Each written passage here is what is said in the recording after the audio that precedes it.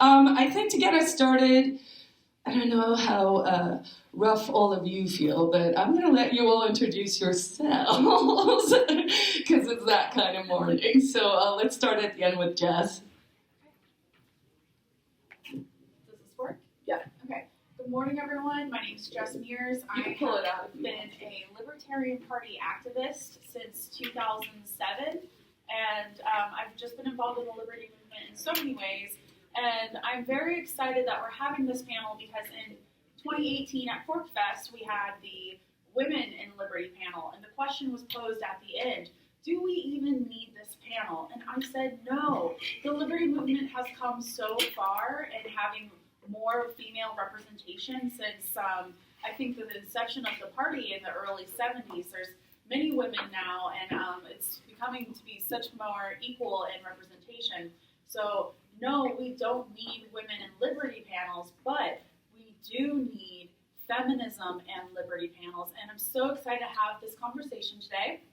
And I recently joined the board of Feminists for Liberty. I'm learning more about what it means to be a libertarian feminist. I'm so excited to be learning from Elizabeth Nolan Brown and Avens and Kat Muerthy, and I have so much respect for these women and look forward to working alongside them. Avens? I'm not going to do that eloquent. It's 7 a.m. in my time. So hi, I'm Avens O'Brien. I'm visiting from Los Angeles, but if you were at my talk yesterday, I'm originally from New Hampshire. I'm also on the board of Feminists for Liberty. I think, it's just the four of us, the board of Feminists for Liberty. So hey, what's up? This panel is brought to you by Feminists for Liberty. Please donate. Tax deductible.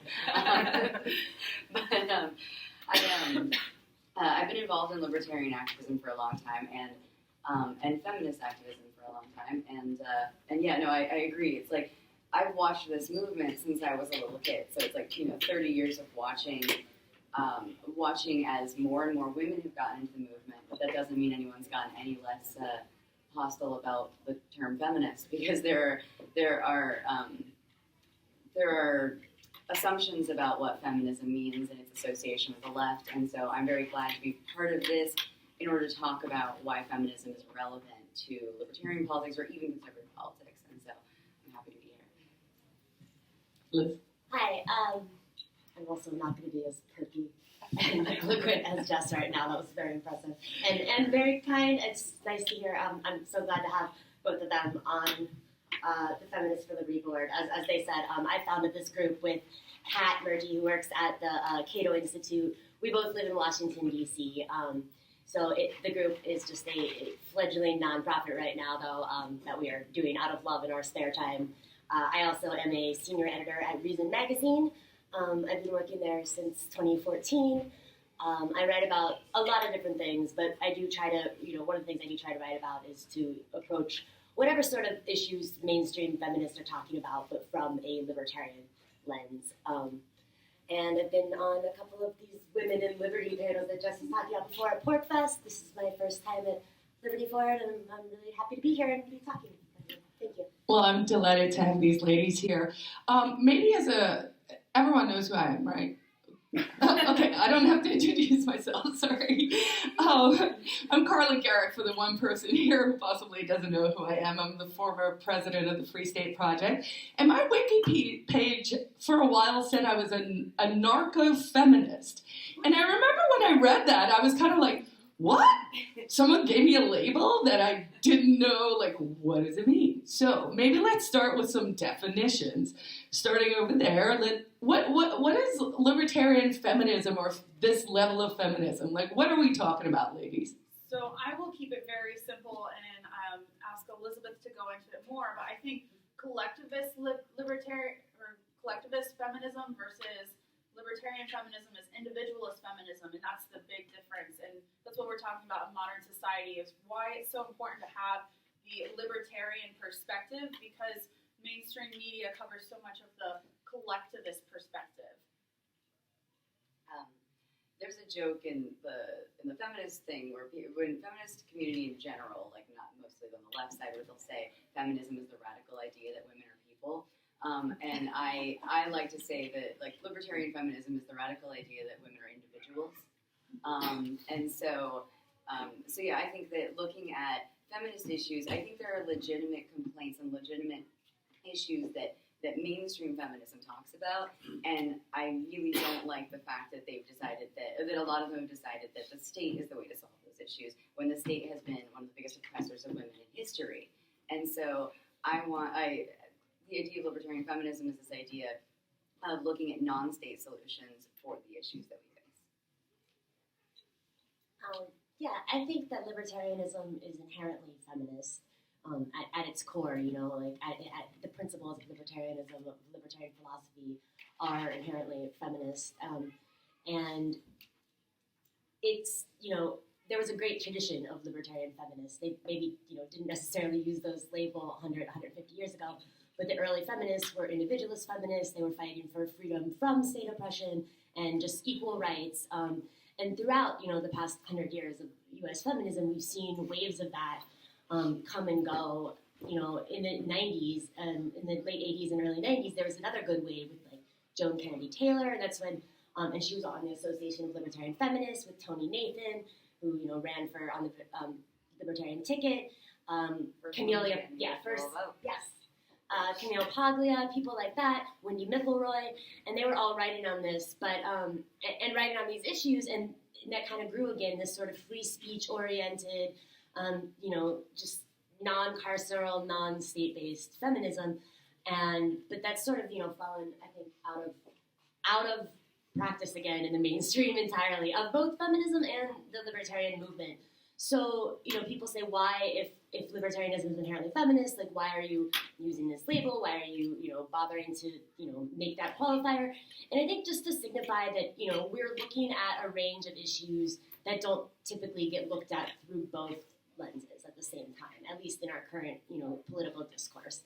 So both, whenever feminists are talking about something, and like Avens said, they identify a real problem, but then their immediate response usually is to go to a government solution. We want to be there to, libertarian feminism is there to say, like, actually, yes, like that we believe that a problem exists, but also, we want to make sure that we're not using government force, and we also, want to oppose attempts by mainstream feminism to sort of put special rights before the law for men or women or for whatever sort of gender minority, and just make sure that regardless of sex or gender, everyone should be treated equally under the law. And then just the second part of that, I think, is with regards to libertarians, there's just historically a range of issues that have been overlooked in libertarianism just because, there's only so many issues that can get attention, and the movement was much more male originally and much more, thin libertarianism, I guess, like much more rooted in just a few main issues. But as we sort of branch out and look more at how libertarianism affects like all aspects of life, we're trying to bring more analysis to certain things that have historically maybe gotten overlooked by libertarians. Can we talk a little bit about some of those areas? Yeah. So the government regulates our genitals, and it would be really nice if the government would get out of regulating human being genitals. And another way that would be wonderful for libertarians being more active in helping that to happen is to remove gender from our driver's licenses. And this is sort of a short little aside, but here in New Hampshire, we just recently passed a bill that you are allowed to assign a X gender on your driver's licenses here. And I think it's sort of a liberty issue, and I would actually love to see like as many free staters as we can get to go and do that for no other reason than it's going to horribly screw up their databases. And I can't wait for the bolo that goes out on, well, it's a green-eyed, gray-haired X person, and if they say anything else, you could sue them for profiling. So my recommendation would be next time you're at the DMV, change it. We have that in DC also. I have, I think, for like 2 years now, and I just tried to renew my license in 2018, so I put that on mine. And I know a couple people who have, not necessarily for any particular reason, then, this is not really the government's business. Like, you don't need that on a driver's license. It has your picture, it has your identifying information. People get sort of gendered and stereotyped by, like, government officials anyways based on their outward appearance, no matter what your, sex or gender is listed as on documents like that. So I think, yeah, encouraging that is a good one. And it seems like the government, being so paternalistic that they are more interested in regulating female genitals than male genitals. So So it's funny. I think the issue I would normally talk about is sex work, except that you're gonna cut. You've got that. Like that's your thing. So I guess I'll be the abortion one, right? Like, I'll just have to hit that. No, I mean, I know that libertarians have different perspectives on, let's say, abortion and whether or not they feel it's moral or right. But the fact is, I want to keep government out of the issue, regardless of how you feel about it personally. And so I spend a lot of time advocating for reproductive choice and the access to birth control to prevent needing an abortion in the first place and the ability to get one.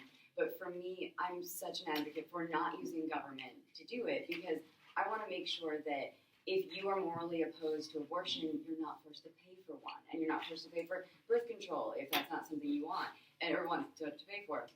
And so I've done a lot of activism to want to educate people about abortion, but also to educate people about raising money to do this without using government grants or government help in any way. And so, like one of the things I've been trying to work on personally is creating an abortion fund that is not going to be libertarian branded, but is going to be exclusively like we're not going to be using government money for this. We're going to be advocating entirely private donations, so that people start to understand that this is something we don't need Planned Parenthood to go like lobbying to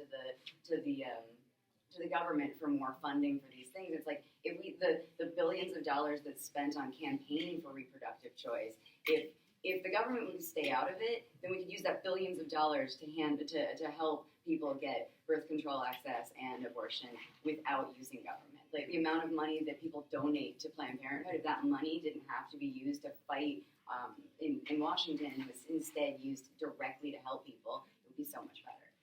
So I'll let you talk about sex work.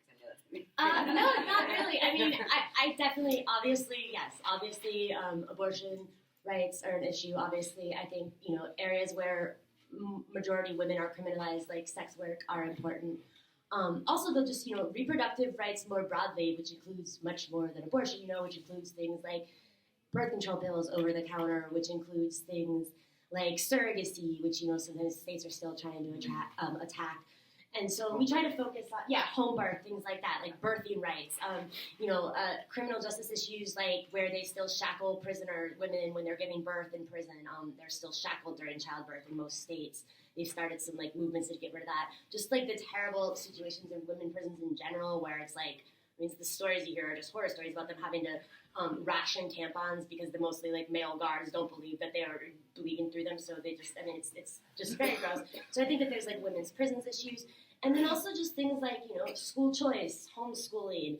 Those are important issues for, parents, making things easier for parents. When people talk, things like equal pay and things like that are in the news a lot.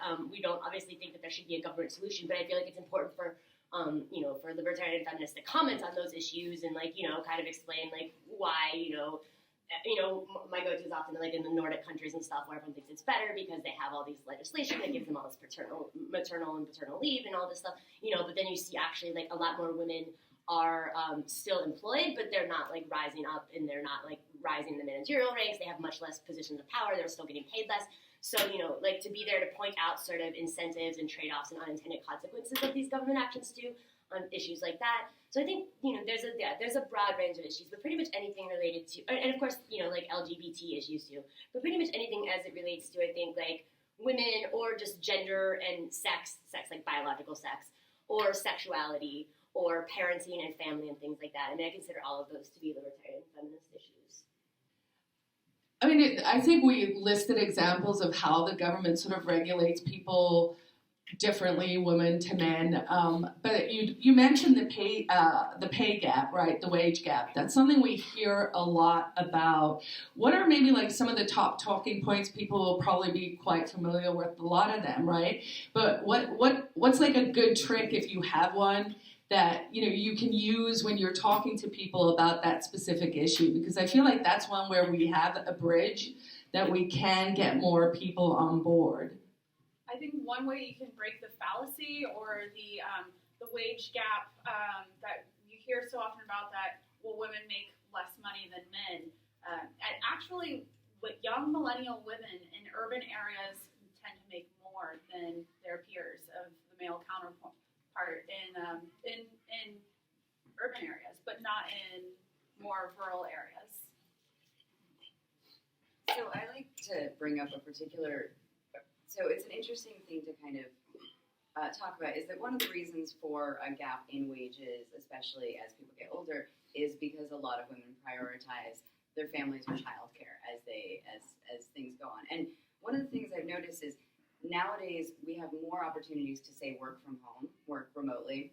I mean, I was talking yesterday about the fact that when I eventually have kids, I work from home, and so I can actually just be a working at-home mother, and my partner is a working at-home person. So like, we'll be two stay-at-home parents, which is pretty awesome. But I feel like there's a lot of opportunity to talk about like the choices that women have to make, and how your community and encouraging men to step up can be a really good thing. But the other thing I like to talk about, and this is something I like to relate to the men's rights movement, because the men's rights movement likes to talk about the fact that when dealing with court and custody, a lot of men will lose their children during custodial fights, during divorces and things like that.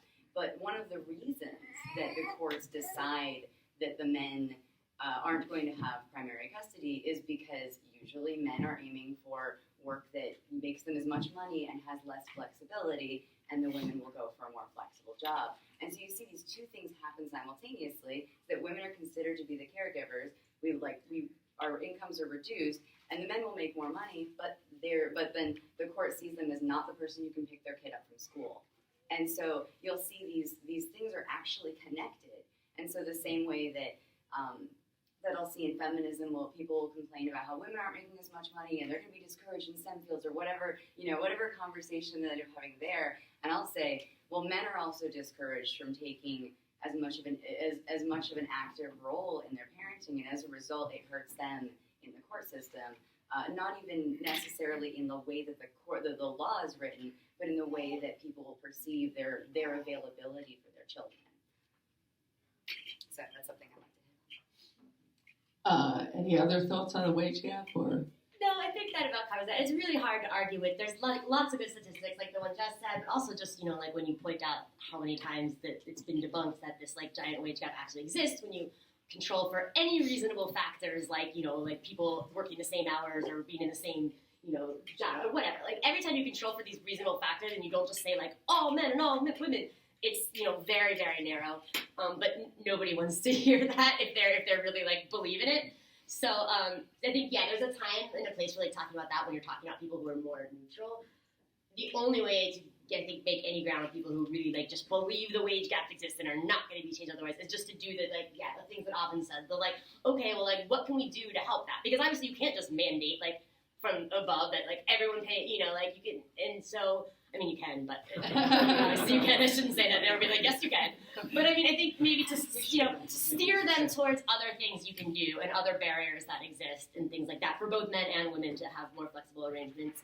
And occupational licensing, that was one I forgot to say before too, but I think that's a really important one because there's so many weird licenses and stuff that prevent women, that regulate majority women's and caregiving or beauty and beautician things, things that majority women do, and they have so many weird regulations and stuff that also prevent people from being able to move around more or to work in flexible things. So when we talked about the wage gap, it reminded me, and actually with Julie's talk yesterday, I thought about it as well.